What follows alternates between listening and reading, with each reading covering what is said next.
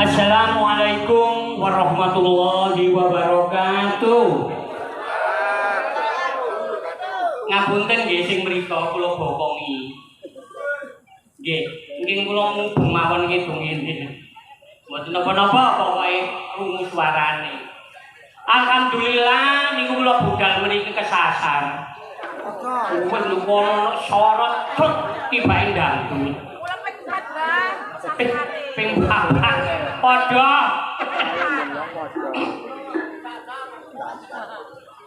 Ngedot pring cuma siji, tak pikul tak delemburi.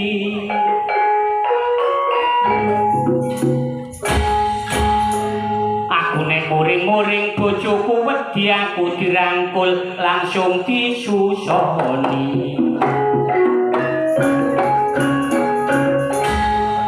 Aku ya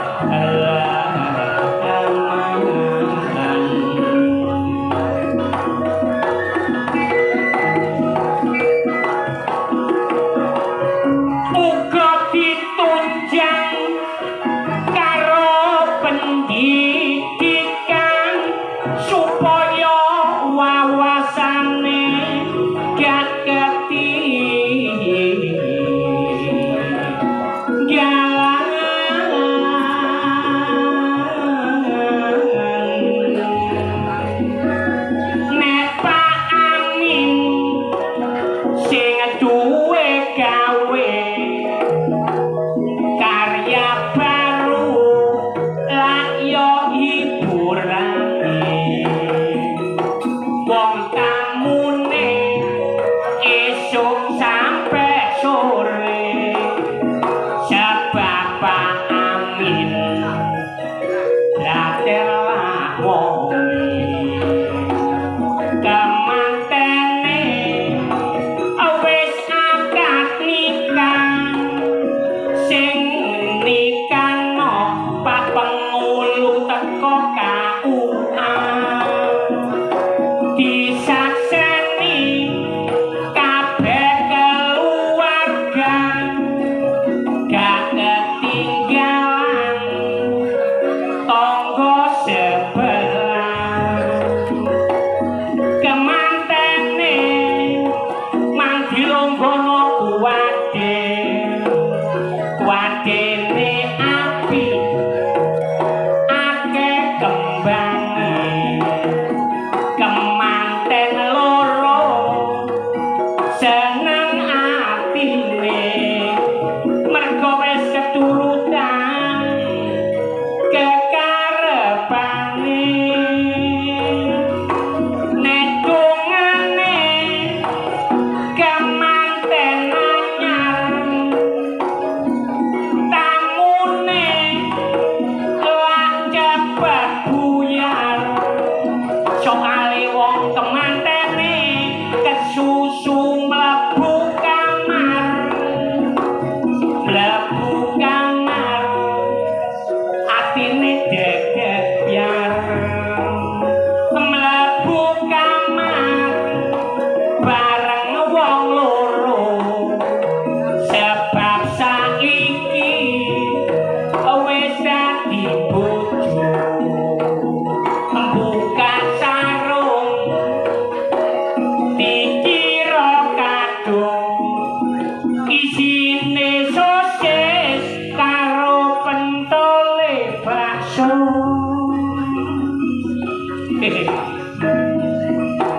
alhamdulillah begini iki kula ngramekno kadate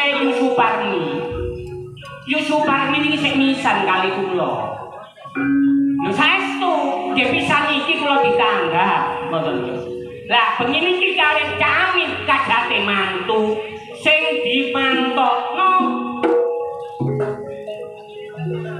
Mas Muhammad Nasrul Aziz melawan pokoknya babakan deh 6-0 Mbak Ii Ariyanti Esos. Saya wakil dari teman-teman Lodro Karya Baru mengucapkan selamat menempuh hidup baru, semoga rukun dan berbahagia.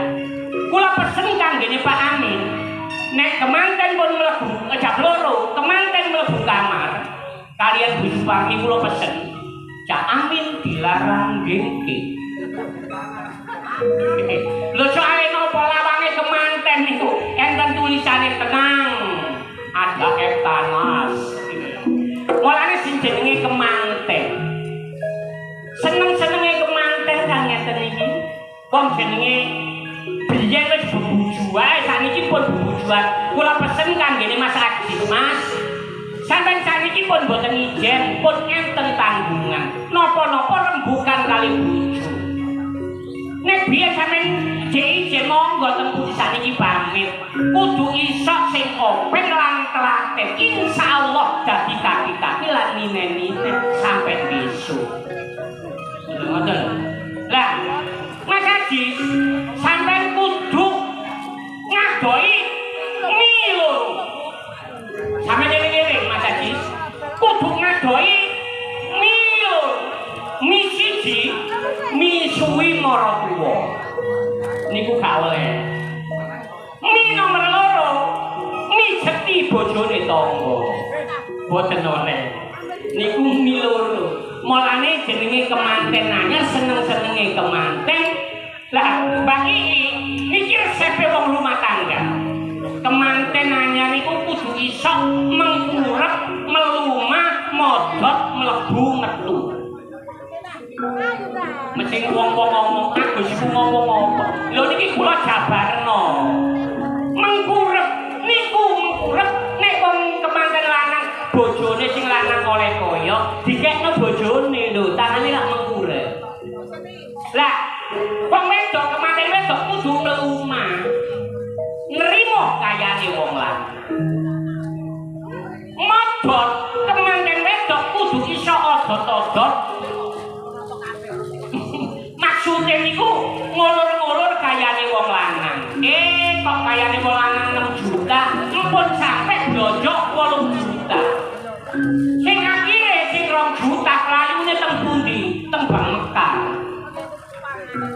Niku. Lah, sing jenenge mari mengkurep lumah modot mlebu metu. Mlebune pira dicatet, metune pira dicatet. Insyaallah rumah tangga tentrem ayem kados rumah tangga kula niku piye. Bojo kula niku pinter golek duwe. Sampai sakniki pinter golek duwe. Kula ngengetno duwe ana njero kaos kaki ya ora. Wong biasa golek duwe. Muga-muga kula tumbas dongaken Pak Amin kalian bojo Barni mantun kagungan hajat mantu Mas Ajis kali Mbak Iki sakeluarga diparingi seger waras kata rezekine Allahumma amin. Ayo ya man ganti perjuangan dan doa. Wong jenenge wong nyambut gawe niku berjuang demi keluarga, empun lali senajan berjuang, tapi empun sampai lali ndonga. Perjuangan dan doa.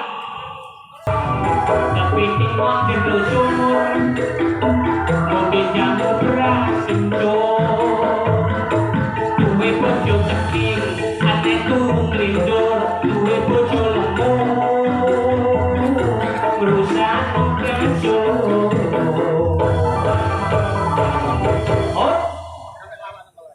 Wes wayahe esuk jagone turu rame suarane batin kemroso aduh senenge sedulur rasane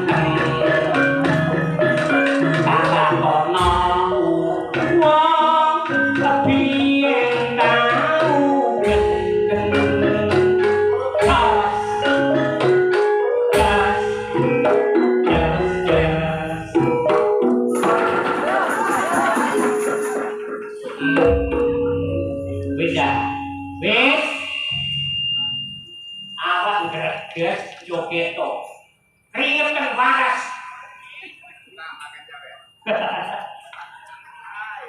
Wah, iki Pak Amin iki nek kanggo karya baru permintaannya luar biasa. Tapi awak dhewe sebagai pelestarian penjual seni. Ya. Tadi Remo Gandrung, wilayah Gandrung. Iya dah? Iya. Terus suku-suku bangsa Bangsa. dilayani wong awak dhewe iku Seniman tangga. cerita dagelan permintaan cerita ludruk yo permintaan Loro Gus. apa Dhisik bang njaluk jodoh saiki dile. Saiki dile njaluk kamar. Cuma aku enak enteng aku dari nguri ngono dibuka menjagane. Temen Gus. awak kena panas Panas Gus.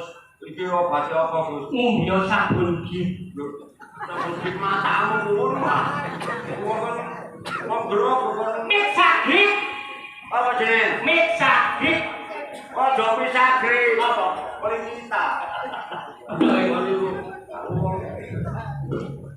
wong sing jaga kesehatan seniman iku kerjane bengi Kerjane bengi. makane kon iku nek beke awakmu gemeter ndrodok bapak ibu-ibu Iya. gak usah gopo-gopo Nang dokter. lha gak usah Lho nang bidan. gak usah Nah, terus nanti. resep tembak nyuwek godhong gedang Gedok.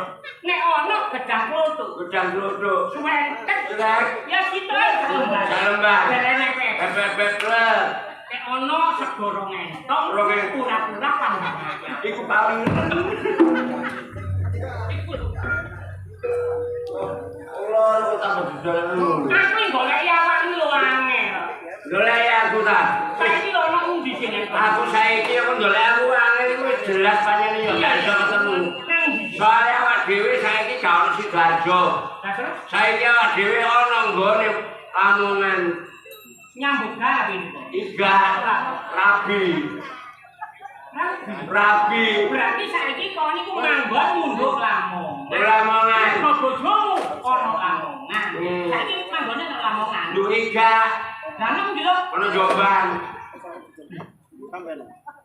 lah bojomu sing nduk Lamongan Tak tinggal. apa kene Gak enak ya perut.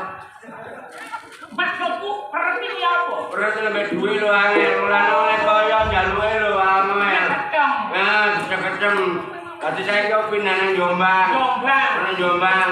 berarti aku nek dolen niku nang Jombang Lho, gak ono Jombang kan gak nyambut gawe aku. Lah, apa? Rabi. lah iya Lah iya rabi. berarti nduk Jombang Jombang. aku tak rono Ojo wis tak pegat. apa nek Ngeslong. maksudmu ngeslong Lebih duwe lho, enteng-enteng. oh boros Boros. nah tapi kon ketok mesra ngono Lho wis rapane lha apa dhewe saiki ono iku. Ono sing Mojokerto. Ono Mojokerto, ono nggone bedhok. lho kono Kono saiki. kapan aku tak dolen jare arek-arek Iya. dolen iku sing bojo iki lho setiae luar biasa Iya. gowo Boleh, tak cekel. kok gandeng Tak gandeng, masih nang pasar, cekel tangane tak cekel. Yo tak gandeng. ketok mesra Iya, nang supermarket yo tangane tak cekel. nang Indomaret Nang Indomaret tak cekel tangane. lah kok cekel Nek tak cekel sembarangan jebok itu. Kok bojoku dirasang. totalan dokter Tolakan jeblah kau. tapi saiki kono Mojokerto Ah, nang Mojokerto. minggu aku tak dolen nang omahmu supaya roh bojone jone si opo Lho, aja bojoku gak ono omah. lah nang ndi lho nek Bojoku nang rumah sakit, ono gatul. oh kontrol Iga penyakitnya apa meteng. oh meteng Meteng ono gatul. berarti kon mari kontrol Mari kontrol. mari mulai Iya, kamu oleh aku. lho lah kok bojomu Loh, ya bapak yang rumah sakit. lho lah bojone rumah sakit Kandani meteng ngaceng layarno kok. lho kan babaran Ini babaran. lah kok gak kok tunggu Kan dia nggak nunggu itu babaran banget tuh, kamu tuh urusan itu. ah mesti kon iku jenenge wong lanang lho Loh, wong wedok iku nek kake babaran iya. nek kajenge kuat nih Mas nah nek kajenge kuat tangan iku nyekeli tangane wong lanang Lanang. gede atine Saya masih nyekel ke apa jadi kursi kate lapo. Masih gak usul tangan lanang kursi ngene gak metu. kok apa jenenge kon gak kok tunggoki Bener lu bayar babaran, bidang teko. Hari metu tarik biaya, apa tak bayar? oh tibae kon iku anane gak nunggoki nggone rumah sakit bojomu babaran mergo gak duwe biaya Biaya. lah biyen ku mbok yo nyelengi sadurunge persiapan Kandhane cewek wedok-wedok ngesang-ngeslong ae kok. maksudku gak ngono. Jadi saiki ana rumah sakit. Rumah sakit babaran. Iya oh. Kuwi lho apa? Kan dari wong kaya babaran. Oke sih aku tadi bawa HP, Pak. Wah, kayak bisnis ya kan. Waalaikumsalam. Iya, Pak. Dari mana, Pak? Sopo, Gus? Oh, Pak Dokter Hadiono. Gus ada di sini. Ada di sini. Apa ini kok iya nek gak kancamu? Dokter ning kanca cocok tidak. Lha iya Pak, kakek nganggap. Iya Pak Dokter. Oh, dari rumah sakit Ngatul. Loh, pakai nono, Gus. Pakai nono. Ojo diterima, pakai nono. Iya Pak, iya saya Gus Kupri. Temannya Mas Jonet. Waduh, waduh. Loh ini di samping saya Pak. Waduh, bahaya ini, Gus. Oh iya. Normal apa enggak? Alhamdulillah. Alhamdulillah. Bojomu wis babaran. Wis babaran. Alhamdulillah kataku mbok metu dhewe. Alhamdulillah. Pak Koro, babaran iku lanang apa wedok? Oh iya Pak, bayinya itu laki-laki apa perempuan? Lanang. Alhamdulillah, Gus. Tak jamin kan kuwi lanang lanang beneran. Tak mau disajelase, Gus. Bobote piro? Oh iya, waktu lahir itu beratnya berapa? Iya. Hah? Iya. 12 kilo. Iku bayi apa iku beras? Dokternya ngomong dhewe. Iku bobote. Iya. Terus panjangnya berapa tahun cek jelas? Iya Pak, terus panjangnya berapa Pak? Iya, yang ini. Hah? 1,5 meter. 1,5 meter. Iku bayi apa meter? Dokternya ngomong. Baru. Baru apa jeneng lahir Mang? Itu normal, operasi apa enggak? Oh iya Pak. Saya ingin tanya, ini Mas Jonet ini tanya, waktu melahirkan itu operasi apa normal? Iya. Alhamdulillah. Jahit Gus. Bojomu lahir normal. Normal. Nah, nang lahir normal susah, Gus. Susah ya? Apa bayi bobotnya terus kilo apa enggak becak tembok. Lah itu keterangannya dokter. Lah terus ya? Kalau beratnya itu 12 kilo. Ya normal. Normal. Ya. Iya. Dijahit ya. Bojomu dijahit. Karena nanti baru dandai kabeh, Gus. Aku nang iki. Oh iya Pak, pesennya suaminya jangan dijahit semua. Nggih sampai ngene sak jangkel lah. Sajane. Cinta ngorong. Iya ya Pak. Terus biayanya berapa? Semua administrasinya berapa? 6 juta. Gak bombo, gak mau lek yo wis. Duwe 6 juta kan yo bayi. Kan kok dapatmu lho kok Kok jangan juta ge apa, Bos? lho kan iku bapakne lho kan iku lho. Oh iya, bapak. Lah kan gak gelem bayar. Bojomu anakmu di sandera rumah sakit gak oleh mulih. Gak boleh yo wis yo gak getun. Bayar listrik gak entas gak coba iki. Gak lurus, gak boleh yo wis. Ono wong kok koyo ngene. Ya Pak. Maaf ya Pak. Oke Pak. Ini lepas tangan bapaknya nih Pak. Soalnya ini tidak tanggung jawab. Oke, saya tanggung jawab Pak. 6 juta. Ya Pak. Mohon dikirim nomor rekening. Nanti saya transfer lewat bank Bumi Tak Berdaya. Mulanya gak opah belas. Bumi gak percaya gak opah belas. Iya Pak. Oke. Iya Pak. Nanti saya transfer. Wes, beres. Kok bayar? Ya gak apa-apa 6 juta kok bayar. Kok kalian bojo-bojoku mulai. Kok mulai? Mulai langsung kok nama kok pek. Kok kalian tadi ngepean. Lho kan itu terus ngomong hujan ngono. Sudah ngono. Mulane kok iku mbok. Apa itu nurut omonge wong tuwa? Dulu ngomong itu ya, saya coba aja kok ya. Kan iki gak duwe biaya. Iya ya. Kok aku biaya? Anak pertama. Anak pertama. Bojoku bobot 8 bulan. Heeh. Tanggapan sepi. Sepi iya. Turut resep Mbak. Nah, ya bener. Nek kon supaya bojomu babarane Lancar. Lancar. Kurang sak bulan, 8 bulan sing gelek.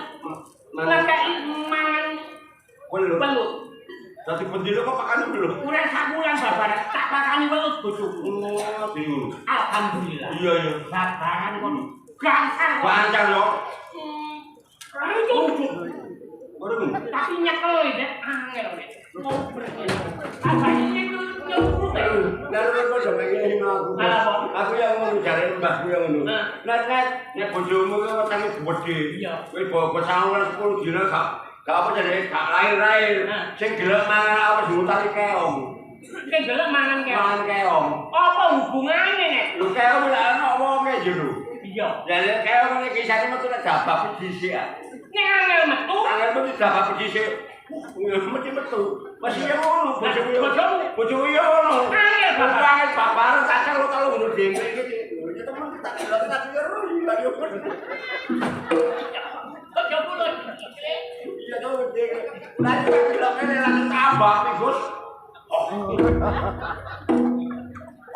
Langsung pas. Ini bojo sing pertama iku ya. Pertama ya. Iya. Yo Gus. Ya syukuran ya Gus ya. Awak dhewe gak suwe Gus. Iya. Yo kadang yo awak yo syukuran sing akeh Gus. Iki yo kudanan budal ya swara entek.